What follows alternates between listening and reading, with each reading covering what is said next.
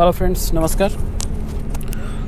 मेरा नाम है मनोज और आज हमारा गैंगटॉक टूर का प्लान है और अभी लगभग 9:30 बजे के आसपास का समय है, पौने 10 बजे के आसपास का समय।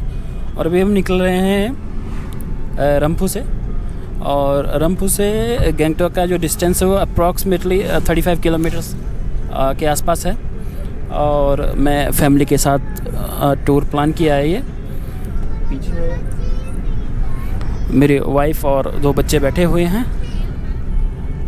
ये समय गैंगटॉक घूमने के लिए, सिक्किम घूमने के लिए सबसे अच्छा समय जिसे आप कहेंगे, क्योंकि मौसम बिल्कुल अच्छा है।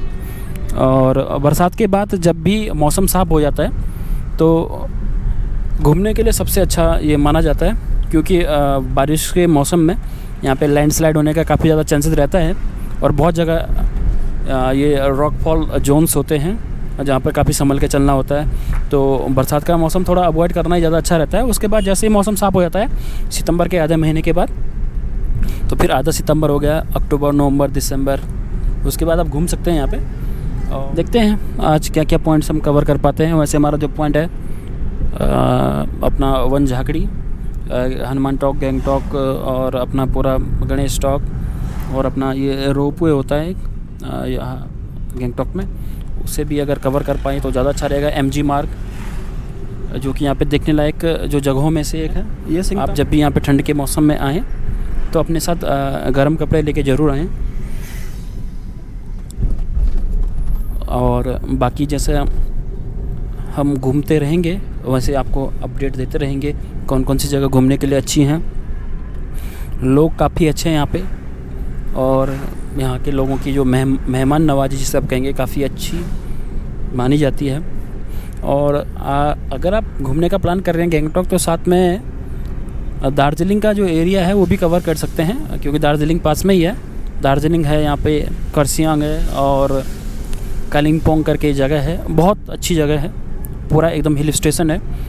और अगर आप चाहते हैं कि शहरों की प्रदूषण वाली हवा से थोड़ी सी मुक्ति पाकर अगर थोड़ी एक स्वच्छ हवा में सांस लेना, थोड़ा सा नेचर की जो फ्रेशनेस को फील करना चाहते हैं तो दीज प्लेसेस आर ऑसम, बहुत अच्छी जगहों में से एक मानी जाती हैं। और जब भी आप पहाड़ों में आते हैं तो ये सिकनेस होना, अल्टीट्यूड सिकनेस होना बहुत आम सी बात है।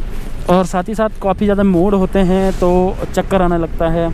तो अपने साथ एक एवोमाइन करके एक टैबलेट आती है, तो प्रोमिथाजिन थियोक्लेट करके, जो उसका आई थिंक एक्टिव सॉल्ट है, आप उसको लेके ज़रूर निकलें, क्योंकि उल्टी होने के बहुत ज़्यादा चांसेस हैं। स्पेशली लेडीज़ को कुछ ज़्यादा ही मतलब ये सिकनेस टाइप का होता है, उल्टी होने का चांसेस रहता है।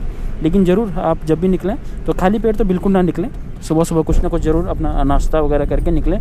और थोड़ा सा, हालांकि थोड़ा जल्दी निकलने की कोशिश करें मॉर्निंग में जितना ज़्यादा हो सके, लेकिन फिर भी अपना साथ अपना खाना का अगर आप घर से खा के आए तो बहुत अच्छी बात है। नहीं खा के आए तो अपने साथ बैग में कुछ लेके आ सकते हैं खाने के लिए।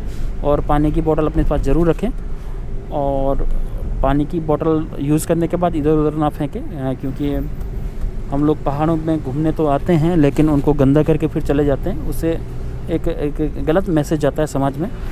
तो जब भी घूमने आएँ तो ये ध्यान में रखिएगा कि अपने साथ जो अपना जो ट्रैश है उसको, जो उसका जहाँ पर उसको डिस्पोज ऑफ करना है तो उसके पर्टिकुलर पॉइंट पे ही वहीं पे उसको डिस्पोज ऑफ करें, इधर उधर ना फेंकें। पॉलीथीन, प्लास्टिक्स वगैरह जो भी आप यूज़ करते हैं वैसे तो इन्हें अवॉइड ही करना चाहिए। और मोस्ट प्रोबेबली आप ऐसा बैग लेकर आए हैं जैसे बैक पैक वगैरह हो, और जिसमें आपको मतलब पॉलीथीन वगैरह का जो मिनिमम यूसेज हो उस टाइप का। और सिक्किम आने के लिए सबसे जो नियरेस्ट एयरपोर्ट है वो है बागडोगरा एयरपोर्ट, और जो नियरेस्ट रेलवे स्टेशन है वो है एनजेपी, न्यू जलपाईगुड़ी। और फिर वहाँ से लगभग आपका जो गैंगटॉक का जो डिस्टेंस पड़ता है वो 100+ आई थिंक 110 किलोमीटर्स के आसपास पड़ता है। और वैसे तो अपना पाक्योंग एयरपोर्ट है यहाँ पे जो सबसे नियरेस्ट है, लेकिन वो ऑपरेशनल फ़िलहाल नहीं है। उसका उद्घाटन किया था माननीय प्रधानमंत्री नरेंद्र मोदी जी ने लास्ट ईयर। कुछ फ़्लाइट्स आई थी कुछ टाइम के लिए, स्पाइस जेट की, लेकिन कुछ टाइम बाद फिर वो बंद होगी क्योंकि ये जो जगह है काफ़ी हाइट पे है और यहाँ पे अक्सर मौसम ख़राब होता रहता है। और उसके चक्कर में फिर आपको जो नियरेस्ट एयरपोर्ट है वो बागडोगरा ही से ही आना पड़ेगा। और NJP जो नियरेस्ट रेलवे स्टेशन है, राजधानी से ये आप दिल्ली से कहीं से भी, तो राजधानी तो लगभग 21 आवर्स के आसपास लेती है और दिल्ली से बस हवाई जहाज़ में बैठे तो 2 घंटे में आप बागडोगरा। फिर बागडोगरा से अपना कैब कीजिए बुक। और अभी थोड़ा सा कोविड का जो चक्कर में थोड़ा सा आपको कैब थोड़ी महंगी पड़ेगी। ये जगह जगह आपको पेट्रोल पंप्स मिल जाएंगे, ऐसे कोई दिक्कत नहीं होगी। और यहाँ पे एक रोड ये नीचे यहाँ से रुमटेक मोनेस्ट्री के निकलता है और ये यहाँ पे मे फेयर गैंगटॉक करके एक 5 स्टार होटल है और एक कैसीनो भी है यहाँ पे। और आज हमारे पास टाइम नहीं है रुमटेक मोनेस्ट्री जाने का क्योंकि उसका रूट दूसरा पड़ जाता है, जैसे कि हमें हमारे साथ भाई साहब मिस्टर देवान तमंग जी ने बताया। जैसे कि आप देख पा रहे होंगे काफ़ी थिक फॉरेस्ट कवर है, धूप आसानी से नीचे नहीं पहुंच पाती है और सर्दियों में थोड़ा सा ये ठंडा रहता है पूरा का पूरा इलाका, लेकिन प्राकृतिक संपदा से भरपूर नॉर्थ ईस्ट इंडिया का ये स्टेट। और जितनी अच्छी यहाँ की प्रकृति है, नेचर है, उतने ही अच्छे यहाँ के लोग भी हैं, काफ़ी मिलनसार स्वभाव के। और यहाँ की जो ऑफिशियल लैंग्वेज है वो नेपाली है। नेपाली यहाँ पे मतलब भाषा बोली जाती है। और हालांकि बहुत सब लोग लगभग 90% लोग के आसपास हिंदी भी समझ लेते हैं, बोलते भी हैं, लेकिन जो आपस में बोलचाल की जो भाषा है वो नेपाली है। मैं कोशिश कर रहा हूँ आपको ज़्यादा से ज़्यादा जो एरिया है वो दिखाया जाए, तो वीडियो थोड़ा सा लंबा हो सकता है, लेकिन वीडियो के बीच में या एंड में आपको कुछ बहुत इम्पोर्टेंट महत्वपूर्ण जानकारी मिलेगी। और ये दूर से देखिए जनाब, आप देख पा रहे होंगे ये गैंगटॉक का एरिया दिख रहा है क्योंकि पूरा हिली स्टेट है, पूरा पहाड़ी एरिया है, तो पूरा पहाड़ी पे बसा हुआ ये बहुत खूबसूरत सिटी इंडिया का काफ़ी खूबसूरत सा जो सिटी आपको दूर से दिखाई देगा, बहुत ही खूबसूरत। इसकी खूबसूरती देखते ही बनती है। और बस यहाँ से गैंगटॉक से 56 किलोमीटर 52 या 56 किलोमीटर के आसपास आगे नाथुला बॉर्डर लग जाता है, जो कि तिब्बत ऑक्युपाइड जो एरिया है चाइना द्वारा कब्जा हुआ, जो हालांकि वो चाइना तो नहीं कहेंगे मुझसे, लेकिन चाइना के द्वारा जो कब्जा किया हुआ तिब्बत का जो एरिया है वो लगता है यहाँ पे नाथुला पास।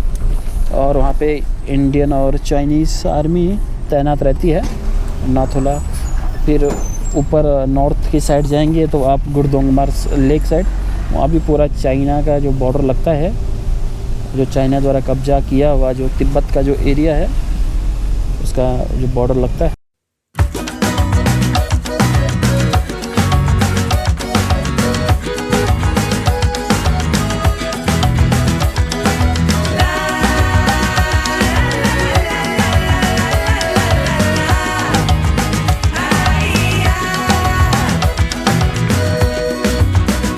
तो अभी हमारा जो प्लान है वो है वनजाखड़ी फॉल जाने का। और वनजाखड़ी फॉल जाने का रास्ता बस सामने से, आपको गैंगटॉक की तरफ मुड़ना नहीं है बल्कि सीधा निकल जाना है अपने लेफ्ट हैंड साइड को रखते हुए, क्योंकि वहाँ से जो अगर आप राइट कर्व लोगे तो फिर वो ऊपर गैंगटॉक के लिए निकल जाएगी सड़क। और यहाँ से एक लिंक रोड है जो हमें ले जाएगी वनजाखड़ी फॉल्स की तरफ, जो कि यहाँ पे एक काफ़ी अच्छी जगह मानी जाती है घूमने के लिए। हालांकि अभी जो पानी होगा वहाँ पे थोड़ा सा कम होगा, क्योंकि बरसात के मौसम में काफ़ी अच्छा फॉल बन जाता है वो देखने के लिए। और ये जो सड़क इधर को कट रही है ये जाएगी वनजाखड़ी फॉल्स के लिए। ये सीढ़ियाँ इस प्रकार से ऊपर चलते हुए वनजाखड़ी फॉल का जो एरिया है, टूरिस्ट है लेकिन बहुत कम। एंड जिस तरीके से ये टूरिस्ट सुवेनिर शॉप फ़िलहाल सब बंद है। ये काफ़ी बड़ा पार्क लग रहा है और ये झरने की आवाज़ आपको आई थिंक सुनाई दे रही होगी।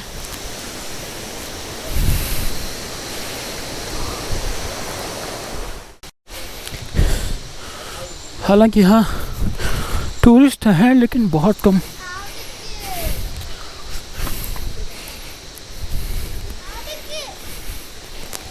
और मेरी GoPro की जो बैटरी है वो अब जवाब देने लग गई है। और जिस थीम पे ये पार्क बनाया हुआ है, वन झाकड़ी, वन जंगल और झाकड़ी तंत्र विद्या करने वाला जो तांत्रिक, उसको नेपाली में झाकड़ी के नाम से जाना जाता है। और देख रहे हैं जनाब, ये है यहाँ का झरना जो कि काफ़ी खूबसूरत है और बहुत अच्छा जिसे हम कहेंगे। और ये देखिए GoPro में अभी, और वहाँ का जो बहुत अच्छा यहाँ पे व्यू कैप्चर कर सकते हैं आप। और इसकी फुहार यहाँ तक महसूस की जा सकती है। काफ़ी दूर हूँ मैं, लेकिन फिर भी मैं सोच रहा था यहाँ पे टूरिस्ट नहीं हैं, लेकिन हाँ हैं, लोग हैं, लेकिन फिर भी काफ़ी कम संख्या में लोग। और ये पूरा जंगल का जो इलाका है, ओहो लाजवाब। वन झाकड़ी जैसा कि नेपाली में कहते हैं, वन मीन्स जंगल, सभी लोग जानते हैं, और झाकड़ी मैंने तंत्र विद्या करने वाला वन झाकड़ी, इसलिए इसका नाम है वन झाकड़ी। और शायद किसी ज़माने में यहाँ कोई झाकड़ी रहा करता होगा, कोई तांत्रिक रहा करता हुआ इस जंगल में। और जैसे ये झरना भी आसपास में है तो फॉल्स इसलिए कहते हैं। और झाकड़ी यहाँ पे कोई रहता होगा आई थिंक, जिसकी वजह से ये वन झाकड़ी है। और अभी तो आज के ज़माने में ऐसा यहाँ पे कोई झाकड़ी तो है नहीं, लेकिन हाँ हो सकता हो उसी की याद में इसका नाम वन झाकड़ी फॉल्स रखा गया हो। काफ़ी लोग यहाँ पे एंजॉय करते हुए। और यहाँ पे कुछ महादेव जी का एक छोटा सा मंदिर ऐसा बैकग्राउंड में दिखाई दे रहा है। और ये झाकड़ी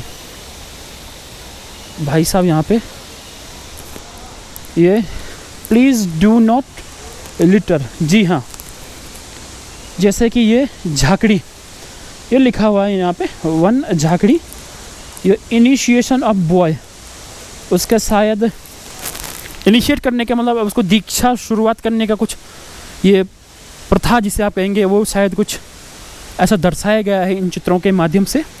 और यहाँ महादेव जी का एक अंदर गुफा में एक शिवलिंग सा है, शिवलिंग सा मतलब क्या शिवलिंग ही है। और ये पार्क की जो थीम है ये इसी पे बनाई गई कि यहाँ पे ये जो झाकड़ी महोदय हैं, महाशय हैं, ये यहाँ पे भोलेनाथ की तपस्या करते होंगे। और पूरा जो इतिहास है वो मुझे ज़्यादा नहीं पता, लेकिन हाँ क्योंकि वन और झाकड़ी, जंगल में झाकड़ी, जंगल में तांत्रिक, तो आप इससे थोड़ा सा आइडिया लगा सकते हैं कि जिस थीम पे ये बना हुआ है। छोटी सी गुफा है और बहुत खूबसूरत गुफा बनी हुई है ये, और ये प्राकृतिक ही लग रही है मेरे को, पूरी एकदम बनी हुई गुफा। और ये छोटा सा पार्क भी है यहाँ पे, बच्चों के साथ अगर आप घूमना आना चाहते हो। ये देखिए भाई साहब, ये कौवा जो महोदय यहाँ पे इस शाख पे बैठे हुए हैं।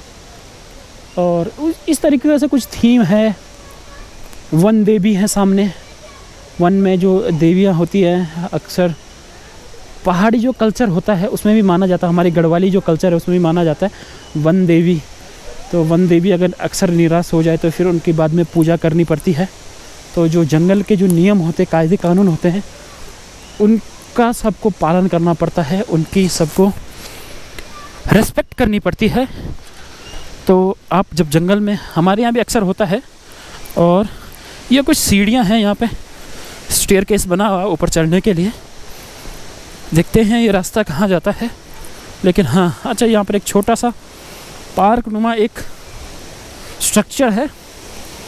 और यहाँ से आप